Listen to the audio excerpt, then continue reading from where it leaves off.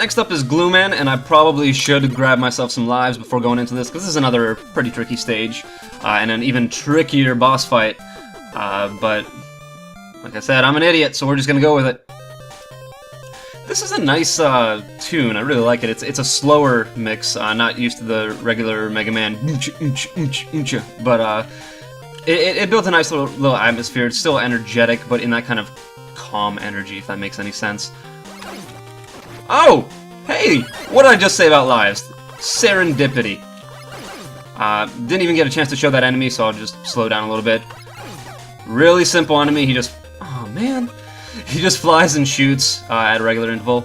Here we have a glue sticky floor. I'm moving to the left and right, but I can't move, so you have to jump whenever you're on this. This enemy here will actually not do anything until you shoot it, at which point it will shoot its shots off in a particular direction. It takes 4 attacks to kill, so if you shoot your first 3 spreads, it will absorb them all, and you actually can't shoot while they're still on screen, which I think is a neat touch. And it's got more utility as an enemy, which I will showcase later. Is that one of those? Okay, good. Damn it. But I tried to move out of the way, and I got stuck on the glue. So there we have a great example of how the glue can really screw you over in this stage. I don't want to get too close to this guy, but these shots are easy enough to dodge, so I can feel safe even taking him on the glue. Nothing too bad there. Really like the color use. I'm a big fan of the color purple. Just personally, ow. So there's some utility from those guys. Your shots still do damage to other enemies when they're reflected back. They also do damage against you, so that's something you have to watch out for, naturally. But there's some really neat enemy placement used in this stage with regards to that enemy combination of the giant round guys and those, as you'll see right now. See, this is a great screen there to kind of show that ability, because it's perfectly in line. Like, you don't even have to think about it. You just shoot this guy and it'll attack the enemy below you. I really like that. Need some short hopping to get through this section without dying, so let's do that. This is kind of a strange way to encounter this, because it's the only time that I think you encounter them on a higher plane. So you only have to dodge over the one bullet, or you can slide underneath them, but like I said, I rarely slide in this game, so forget that. Here we have a new gimmick. Magnetic Sealing. It moves along on its own, I'm not doing anything, and I timed that very poorly. So that one's on me, but thankfully I didn't die instantly. Just get that guy out of the way, and I picked that up with the energy balancer, which I bought recently, or not recently, a long time ago. So it automatically refilled what I used earlier, which I guess was the rush coil? Here we have another short hop section, because if you jump too high, you're just going to get pulled back. Not too inconvenient, but it's there. I screwed up this jump last time I played the game, so let's... Oh! He won't fire when you're directly underneath him, which is neat, because then it lets you do that. And that's just... It feels so satisfying to have your shots attack there. Another short hop situation, because if you jump too high, you're going to get caught by that magnetic ceiling. And if you jump too low, then it's instant death, and we don't want that. This is a neat little room, because you have the one attacking the other. I just think that's clever. It's not even challenging. There's no challenge to it, really. All the challenge comes from these jumps here. But it's just fun. It's satisfying. Neat little mini-boss of a platypus? Oh! And I showcased one of its abilities very well there. When its back leg there slams the ground, you do get frozen. Otherwise, it's a pretty easy pattern to dodge, at least in flat ground, but once again, and very much in the same way of Concrete Man stage in Mega Man 9, they're going to have that mini-boss in a much tougher area to come. Now, this is a new thing here. We know that we can use Nitro Blast to attack and break these barriers, but we can't use it on this one, and it won't reach from this side. So this hints that there's another weapon that can break these blocks. And actually, it is Tank Man's weapon. But in a rather strange design choice, Tank Man stage also has a Yoku letter, which is what we can expect to find if we go that way. And what's really strange about it, though, is that you need Glue Man's weapon to get into that area, but you need Tank Man's weapon to get into this area. So you're required to play through both of these levels, or one of the two at least, twice. no matter how you play about this game. It's a strange design choice. It doesn't really flow very well, but whatever. This is an enemy that... Okay, I killed it so that you couldn't see it. But basically, once it makes its full circle on this screen, it does a undodgeable, full screen hitting attack. I've got a slight problem with this in that the only way that you can learn about this enemy's attack pattern is by getting hit from it. Normally when you have like any kind of small enemy like that, you can learn about its attack pattern by letting it attack you, and no attack's going to be so fast that you can't dodge it. If it had a projectile, you could see that on screen, you can react to it, but you can't react to a screen-clearing attack that you have no way of dodging. And you don't know that you have to kill it before it gets to attack, because there's no way to dodge its attack. You don't know that you have to run through the screen, and the only way that you can find out is by being damaged. And I feel that's kind of unfair, mainly because the first time I encountered this enemy, I was at critical health, and I instantly died when it used its attack. So I had no way of preventing that death from a player's standpoint. Like, there wasn't enough information to tell me that I had to kill him quickly.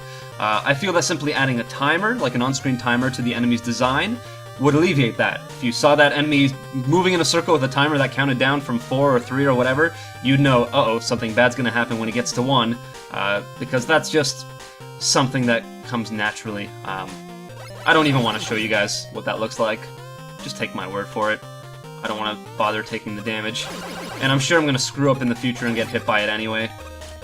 But like I said, I don't really like...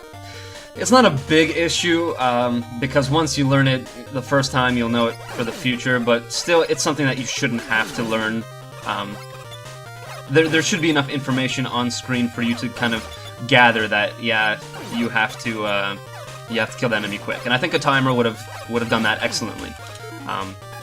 A small thing, not a huge complaint, but it is something that I think should be fixed and can easily be fixed, just to make things more fair. Like I said, you should never have to be damaged by an enemy attack.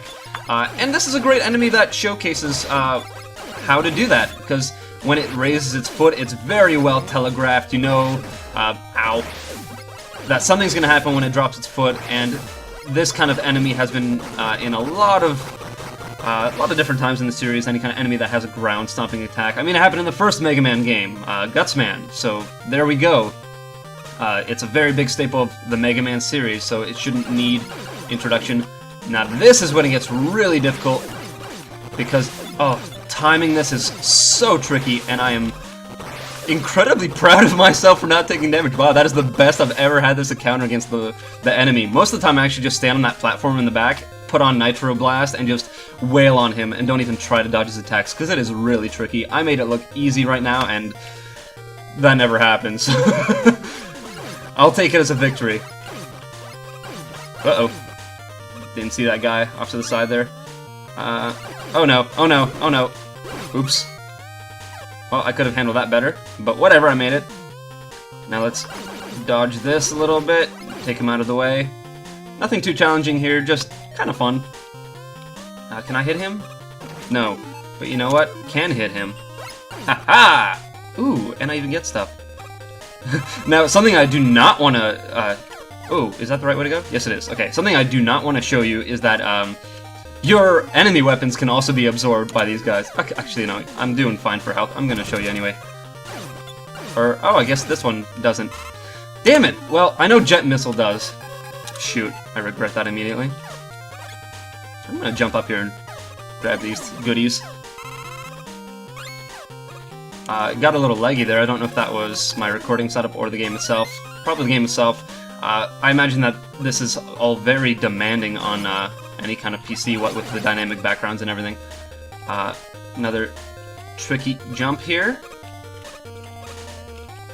Oh, I do like this room though. See, this is a great way to put decent challenge and kind of spike-based challenge without littering the screen with spikes. Something that I really don't like is when, you know, you get to an area and the whole thing is covered in spikes, nothing but spikes. It just, visually, it's really off-putting, and not in a good way that makes you feel like it's a challenge coming up. It just looks boring. I hate seeing so many spikes on one screen at a time. Which way do I want to go here? I guess I want to jump up here and then make my trajectory perfect. Oh! Did not expect myself to do that correctly. And here we have a little bit more of the same. See, like this room again, it's more open so it doesn't look too bad, but I'm sick of seeing spikes, jeez. Whew! Got lucky on that one. And there's the alternate exit, ugh, you can't slide under these enemies in this room. So yeah, I'll be able to show you both paths eventually when we get to that. Now let's head this way. At least I think that's a Yoku block over there. Is there a Yoku block in this stage? Now I'm second guessing myself. Oh well, either way. We're getting to Glue Man, which is a really tough fight. I remember reading a review that said that it's just completely unfair and that you have no chance against him with the Mega Buster and that you have to use his weakness. Which I suppose I could do. His weakness is the yo-yo attack, or whatever it's called, yo-yo cutter. And it's actually cleverly designed in terms that the boss's movement suggests which weapon to use against it. Because as I didn't actually get a chance to show you, the yo-yo cutter can be aimed, and it follows the wall or floor that it hits. And this is a boss that travels completely along the floor. Here are the problems with it. One, not designed around the slide at all. You can't slide in this fight. You basically can't. It's useless. It will do you nothing but get you hurt. So, again, I'm a broken record, but it's another boss that's not designed around the slide. Forget it. I'm done ranting about that. And I know you're all sick of me saying it. And secondly, this is a boss that works on slopes. He's gonna slide around the room as if it were a half-pipe, but there are no slopes in Mega Man Classic. They weren't really implemented until Mega Man X. So instead we have blocky stairs in the design of the room, as you'll see, and those are really, really difficult to maneuver while dodging his attacks. So... oh! And as you can guess, or see, damn it, this is such a tough fight. Wow! Wow! That was embarrassing. Yeah, so his attacks will freeze you in place, and even worse than that, if you jump on them, you can't run on them, much like the glue spots throughout this level. And he moves way too fast! Like, this is the hardest Robot Master fight in the game, for sure, and I don't think anybody's going to disagree with that. Oh! See, and the delay on those platforms disappearing is too long, too.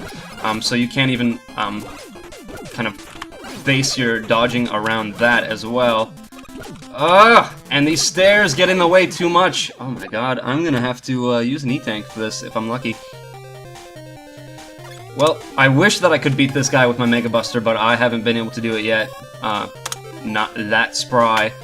So I'll have to use the yo-yo cutter, and just, even with this, it's a super tough fight, and I don't recommend anybody attempting it without full health. And this is basically going to be a shot for shot, because it gets way too annoying to have to think about how to dodge his attacks. So you're pretty much just trying to kill him before he kills you. Yeah, this fight has a lot of problems to it, just in terms of design. It's ambitious. I get that they wanted to do this whole slopey fight, but it doesn't work in Mega Man Classic. It just doesn't. Not with those stair platforms. It adds way too much of a challenge in terms of platforming. And the boss moves too fast. His shots are way too hard to dodge. The timing of them is not good in terms of planning your attack. It's just far too difficult of a fight. In terms of how to fix it, maybe make his... well, for one, make his attacks disappear quicker. There should not still be one on screen when he shoots his next one. That's just unreasonable difficulty. Slow him down. He moves way too fast. The fight is way too fast and with way too much to deal with. I don't know how to fix the slope problem, because you just can't do slopes in Mega Man Classic. I think maybe remove them from the equation altogether. Make a simpler boss room. Maybe just make 3 tiers of platforms, that so kind of like a dip in the middle. So basically the reverse of the Tri-Nitro Man fight, but with even less platforms. Just all in all, it's way too much. Way too much. And yeah, there's a lot of problems with this fight that need to be fixed. And I doubt there's much you can do about it. So really, from a design standpoint, maybe they just should have gone a completely different direction. In my opinion, maybe you disagree, but then I'd love to see you try and fight this guy, and how long it takes for you to get his pattern down.